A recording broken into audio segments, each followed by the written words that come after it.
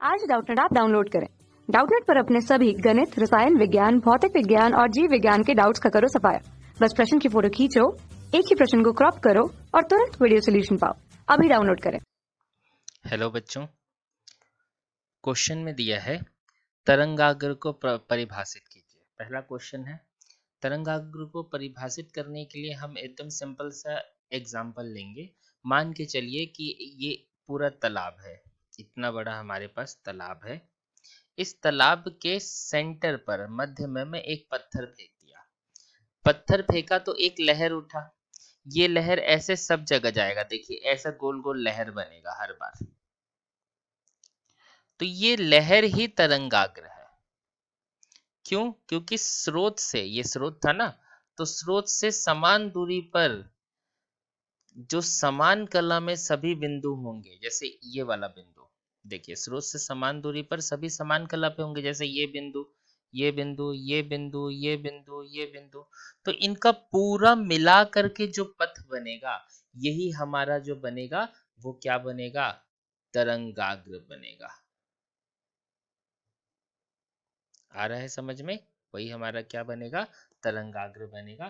तो हम इसको कैसे लिख सकते हैं? हम इसको लिख सकते हैं कि जब स्रोत से निकलने वाले एक समान कला में जितने बिंदु मिलते हैं, उनका बिंदु पथ ही तरंगाग्र होता है।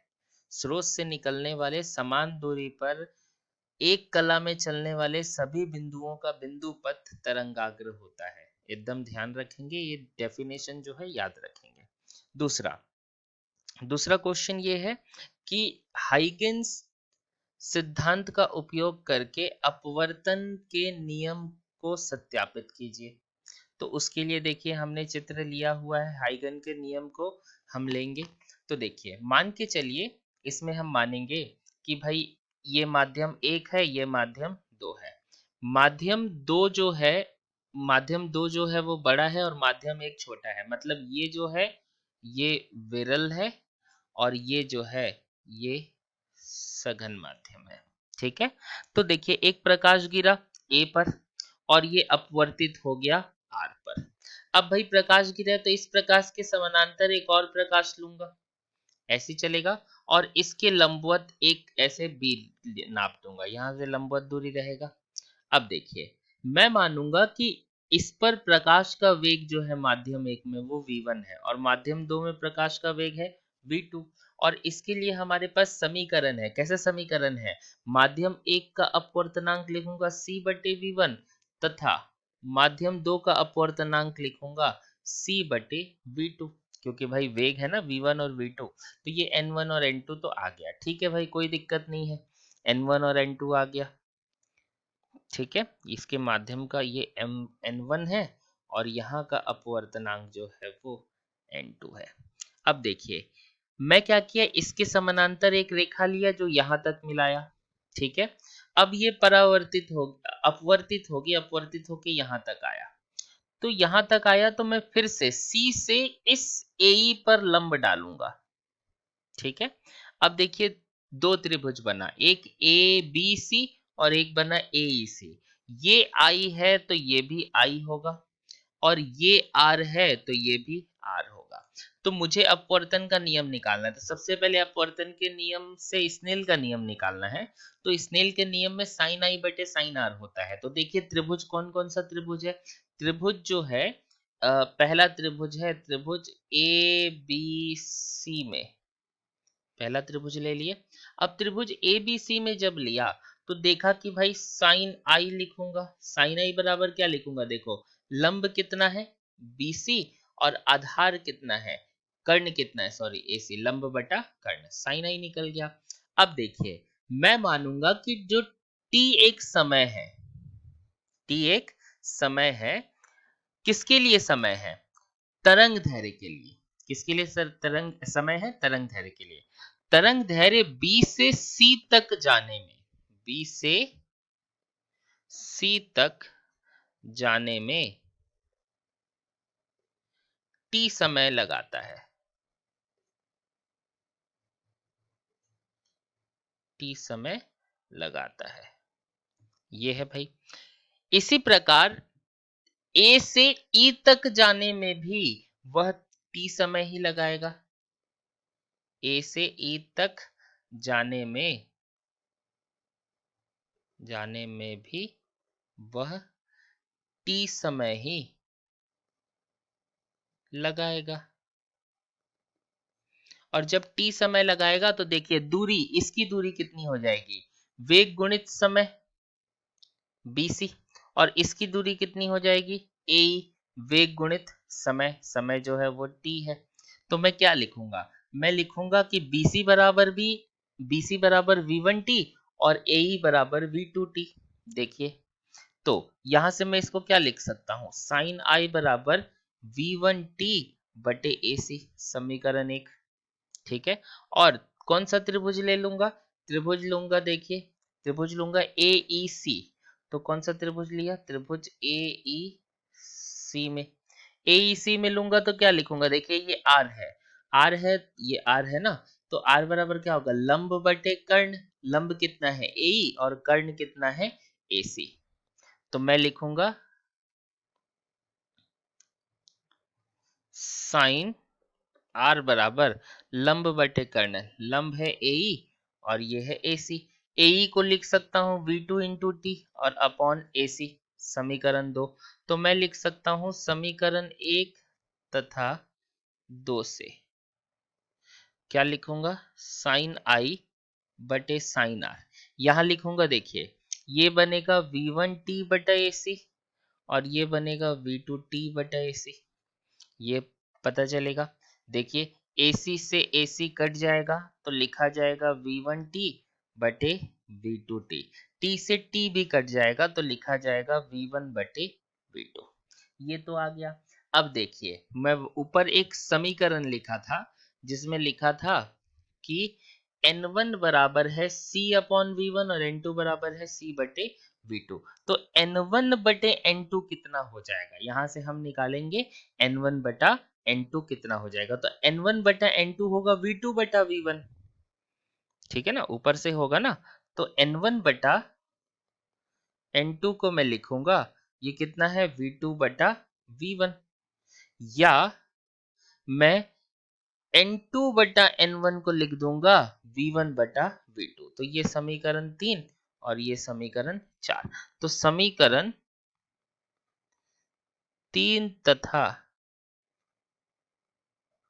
4 से मुझे क्या पता चलेगा, समीकरण 3 तथा 4 से पता चलेगा कि साइन आई बटे साइन आर बराबर हो जाएगा N2 बाई N1, और N2 बाई N1 है तो इसको मैं N21 भी लिख सकता हूं, किसका अपवर्तनांक, माध्यम 2 का अपवर्तनांक, माध्यम 1 के सापेक्ष, ये लिख सकता हूं।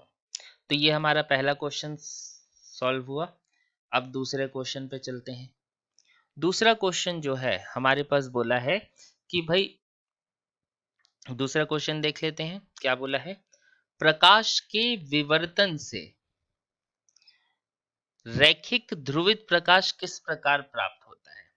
सबसे पहले तो बात करते हैं कि प्रकीर्णन, सॉरी विवर्तन नहीं था, सबसे पहले बात करते हैं प्रकाश का प्रकीर्णन क्या होता है।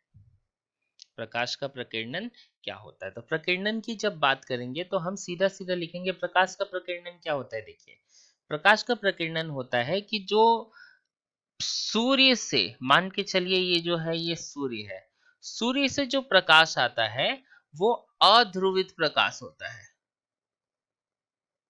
कौन सा प्रकाश होता है, वो अध्रुवित प्रकाश होता है।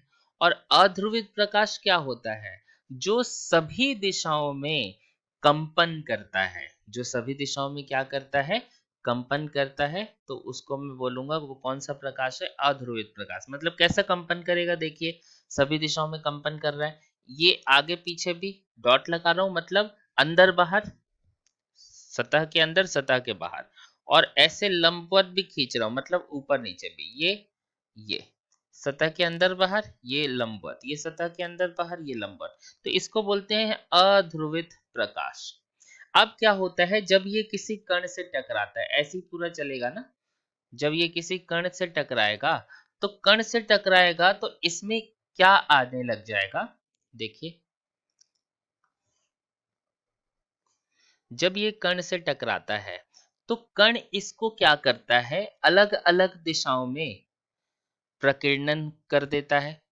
अलग अलग दिशाओं में क्या करता है, प्रकीर्णन कर देता है। ये अपनी तरंग दैर्घ्य के हिसाब से प्रकीर्णन लेते हैं और इसी प्रकीर्णन के कारण हमें शाम के समय आसमान पूरा लाल दिखाई देता है, क्योंकि लाल रंग का तरंग दैर्घ्य ज्यादा होता है और कम तरंग दैर्घ्य वालों को वो प्रकीर्णित कर देते हैं बहुत सारे कण पृथ्वी के, तो उस समय हमें लाल दिखाई देता है। तो यहीं से देखिए जब वो टकराता है तो वो अध्रुवित प्रकाश ध्रुवित बन जाता है। ध्रुवित बन जाता है तो किसी एक दिशा में उसका कंपन होता है, बाकी दिशा में कोई कंपन नहीं होता है। आ रहा है? तो इसी को बोलते हैं ध्रुवण। इसी को क्या बोलते हैं, ध्रुवण। ठीक है, एक दिशा में कंपन हो जाना। अध्रुवित प्रकाश वो प्रकाश होता है जो सभी दिशाओं में कंपन होता है और ध्रुवित प्रकाश वो होता है जो केवल एक दिशा में कंपन करता है। और एक अध्रुवित प्रकाश को ध्रुवित प्रकाश में बदलना ही ध्रुवण कहलाता है। आ रहा है? तो ये है सॉल्यूशन नंबर 2। अब सॉल्यूशन नंबर 3 की बारी। सॉल्यूशन नंबर 3 दिया हुआ है कि जब कांच का अपवर्तनांक 1.5 हो तो वायु कांच अंतर पृष्ठ के लिए बूस्टर का कोण क्या होगा। तो बूस्टर के नियम से हमें बूस्टर का नियम पता है। बूस्टर का नियम क्या है, देखिए